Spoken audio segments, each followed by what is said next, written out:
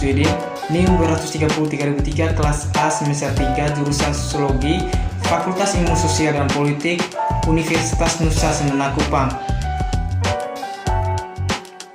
Baik teman-teman, pada video kali ini saya akan membahas materi baru dari buku review ke-8, yaitu James Coleman dari mata kuliah Teori Sosiologi Modern.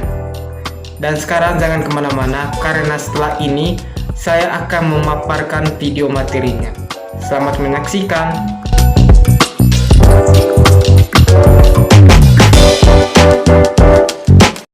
Bab 1, yaitu James Coleman tahun 1970 sampai 1985. Baik, setelah kita beralih ke materi intinya, kita terlebih dahulu mengetahui siapa itu James Coleman. Baik, saya akan menjelaskannya. James S. Coleman adalah seorang polimatik dan pakar teoritis sosiologi. Dia memulai karirnya pada tahun 1973 sebagai asisten profesor di Universitas Chicago hingga meninggal. Coleman dikenal sebagai pengarang muda pada bidang studi sosiologi industri.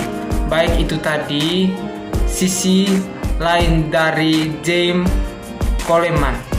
Baik, kita beralih ke materi intinya. Di sini menjelaskan bahwa pada tahun 1968 James Coleman mulai berasimilasi dalam pekerjaannya sebagai pengakuan bahwa seni tidak pernah dapat dengan benar-benar dikurangi menjadi konsep tindakan sederhana dari diri sendiri. Pekerjaan yang memberikan parameter baru ke proses pembuatan gambar tradisional, sementara setiap karya memiliki fitur khasnya sendiri. Satu mungkin demi diskusi mengamati hingga 3 fase terpisah. Dengan demikian,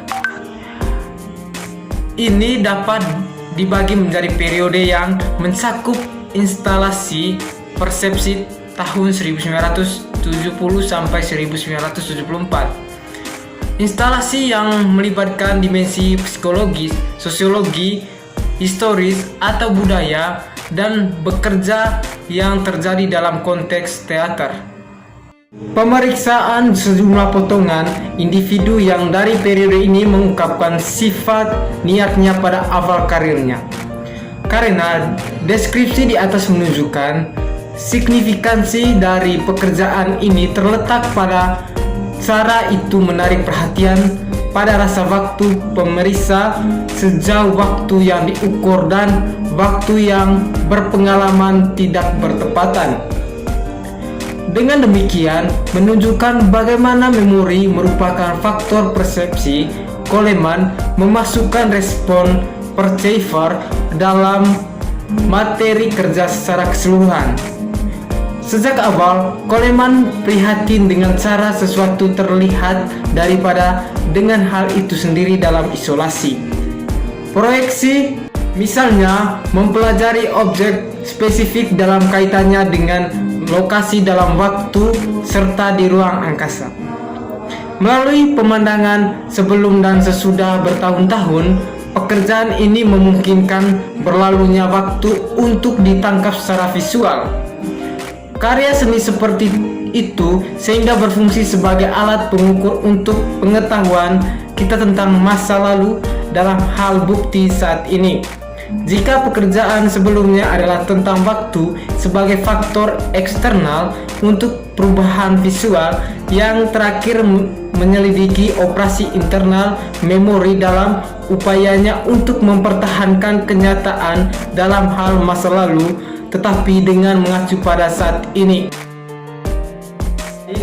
Kita beralih ke bab 2, yaitu tempat penonton dalam karya James Coleman. Di sini menjelaskan bahwa dramaturg baik menyatakan kondisi yang umum untuk teater naturalistik, bioskop komersial, dan lukisan narasi yang sambil menciptakan kemiripan realitas. Namun, demikian menempatkan subjek menonton dalam posisi imajiner di luar waktu nyata dan ruang aksi.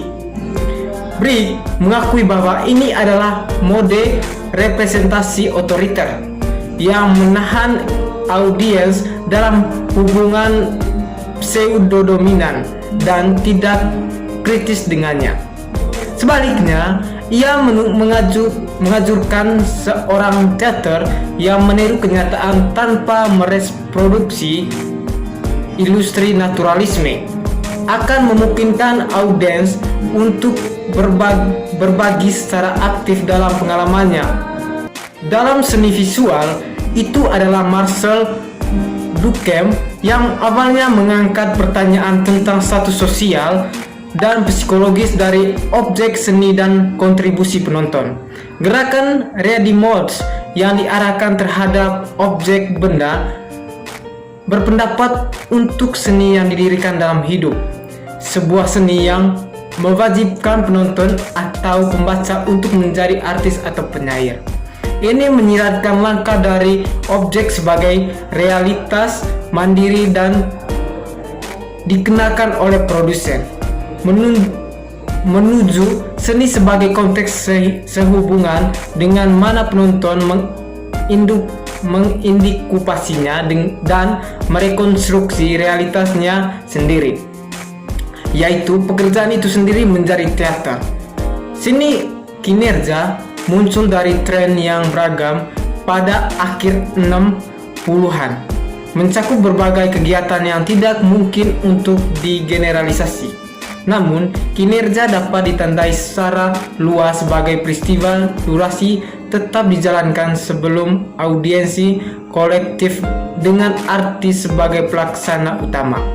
Definisi atau motivasi adalah alasan narasi tetapi sebagai signifikan dalam produksi makna tindakan.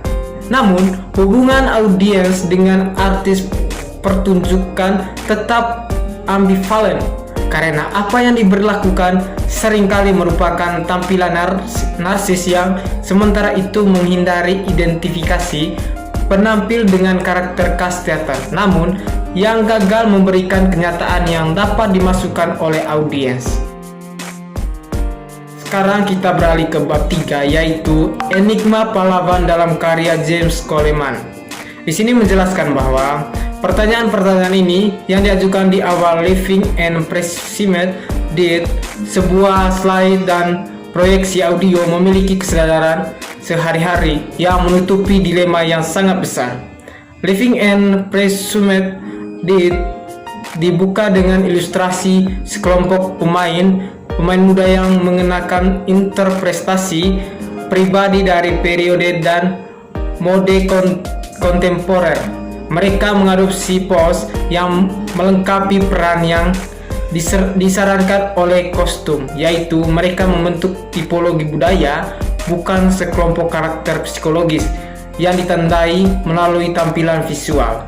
Chris menolak untuk menjawab Boras yang percaya bahwa dia adalah kekasihnya yang telah lama hilang. Quebec yang citranya dia simpan dalam liontin. Chris ingin mempertahankan penyamarannya untuk menciptakan skenario yang akan mengancam dan mengusir pembunuh ayahnya. Dia diselamatkan oleh intervensi dari gadis Abbas yang dalam perjuangan berikutnya dengan Boras menerima cedera telinga ketika Chris entah kenapa menyerang Abbas dengan Belatihias, merusak mata dan meninggalkan dia pingsan. Baik dia dan Boras punya alasan untuk mencari dia. Narasi utama ini diartikulasikan dengan cerita kedua, hilangnya misterius atau kematian Kopax. Baik, sekarang kita beralih ke bab 4, yaitu The Living Dead atau hidup dan diduga mati. Di sini menjelaskan bahwa antara hidup dan mati, bentuk representasi yang terkait dengan gerakan dan statis ekstrim ini, terdapat seni yang menyimpang dan presisi yang didedikasikan untuk masa depan yang sebagian masih belum diketahui. Dan James Coleman adalah penghuninya. Ada sebuah karya Coleman yang melalui judulnya dan situasi ambigu yang diciptakannya dapat berfungsi sebagai indeks bidang cair ini. Celah dan tepi yang telah diisi Coleman dengan 30 tahun kerja di setiap genre dan subgenre di proyek, mulai dari yang paling minimal hingga yang paling luas. Dinyalakan dengan keras, bahkan sedemikian rupa sehingga banjir cahaya tampaknya melarutkan sedikit yang bisa dilihat orang. 7 gambar menampilkan dasar perak metalik di mana 2 garis melacak satu motif. Motifnya dapat dikenali tetapi mengalir ditransformasikan oleh setiap gerakan mata atau tubuh pemeriksa. Akibatnya adalah mungkin untuk melihat karya sebagai menghadirkan ruang abstrak atau bentuk sama yang disematkan di pusat karya. Seperti halnya melihat di dalamnya 2 wajah yang tiba-tiba muncul dari kedua sisi untuk saling berhadapan dengan ekspresi yang berubah-ubah. Hambatan-hambatan ini hanya bertambah jumlah dan jenisnya segera setelah karyanya membuka diri dengan satu pikiran yang secara paradoks didorong oleh kecintaan pada yang heterogen terhadap semua isu utama saat itu sambil tetap menemukan bagian kekuatannya dalam dimensi dari memori lokal. Nasib baik sastra Irlandia selalu adalah bahwa itu adalah sastra kecil, berbagi dalam bahasanya dan mendorong bahasa penjajahnya. Sekarang miliknya ke titik perpecahan sehingga penjajah dipindahkan dari wilayahnya sendiri. Kejauh itu direklamasi dengan penggunaan bahasa berbagai tindakan sabotase. Nasib baik seniman Irlandia mungkin adalah untuk menghadapi situasi serupa dengan kekhususan yang tepat untuk budaya yang dibangun bertentangan dengan realitas gambar. Awalnya pertentangan ini adalah karya warisan agama dan sihir, tetapi kemudian menjadi bagian dari takdir sejarah yang telah memaksa Irlandia selama lebih dari 3 abad dan bencana untuk menghadapi apa yang mungkin kita sebut titik terwakili. Ada hal seperti itu sebagai ikonoklasme Irlandia, sebuah ikonoklasme yang menemukan cara untuk menggunakan kata-kata yang merugikan citra. Bahkan ketika ia memperlakukan kata-kata sebagai citra, kata-kata untuk mengekstrak darinya bobot simbolis dari keterikatan lokal, kuno, dan teritorial yang menggoda semua budaya kecil. Di sini kita dapat menemukan kekuatan khusus untuk ikonoklasme yang sementara diilhami oleh gerakan analitis dan ilusi seni kontemporer, menemukan alat untuk dekonstruksi kritis figur dan makna seperti halnya dalam sisa-sisa budayanya sendiri.